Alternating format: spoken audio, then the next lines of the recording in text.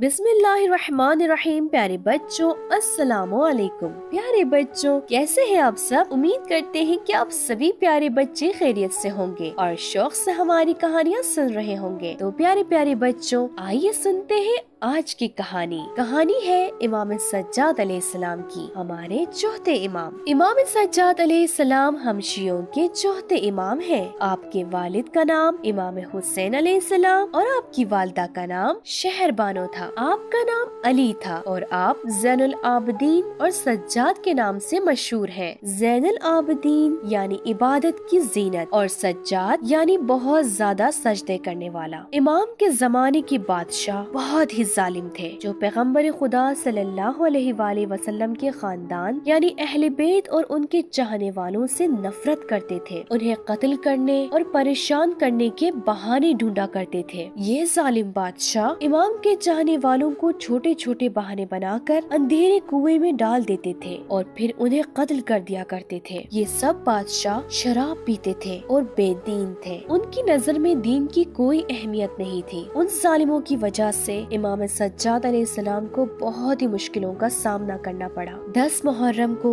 جب امام حسین علیہ السلام کو شہید کر دیا گیا تو امام سجاد علیہ السلام کربلا میں موجود تھے، لیکن آپ بیمار تھے، اس لیے آپ نے جنگ نہیں کی۔ آپ اتنے زیادہ بیمار تھے کہ نہ آپ بیٹھ سکتے تھے اور نہ ہی آپ سے راستہ چلا جاتا تھا، لیکن خدا چاہتا تھا کہ آپ زندہ رہیں تاکہ امام حسین علیہ السلام کے مشن اور مقصد کو آگے بڑھائیں۔ جنگ کے بعد کچھ لوگ آپ کو بھی شہید کر دینا چاہتے تھے، لیکن جناب زینب سلام اللہ علیہا ڈال بن کر آپ کے سامنے کھڑی ہو گئی۔ 10 محرم کے بعد ظالموں نے اہل بیت علیہ السلام کو رسیوں میں باندھ دیا، پھر آپ کو شام لے جایا گیا جہاں یزید کی حکومت تھی۔ امام سجاد علیہ السلام نے یزید کے دربار میں خطبہ دیا اور اہل بیت علیہ السلام کے بارے میں لوگوں کو بتایا۔ تب شام والوں کو پتہ چلا کہ جنہیں یزید نے رسیوں میں باندھ کر رکھا ہے وہ پیغمبر کے خاندان والے ہیں۔ امام سجاد علیہ السلام کی باتیں سن کر سبھی لوگ رونے لگے۔ یزید کو غصہ آنے لگا، اس نے سوچا کہیں ایسا نہ ہو کہ لوگوں کو اس کی اصلیت پتہ چل جائے، اس لیے اس نے امام سجاد علیہ السلام کو آگے بولنے نہیں دیا۔ امام سجاد علیہ السلام جب تک زندہ رہے کربلا کو یاد کرتے رہے، ہمیشہ کربلا کے بارے میں بات کرتے اور امام حسین علیہ السلام کا پیغام لوگوں تک پہنچاتے۔ جب بھی پانی کو دیکھتے تھے رونے لگتے تھے۔ جب آپ سے لوگ پوچھتے تھے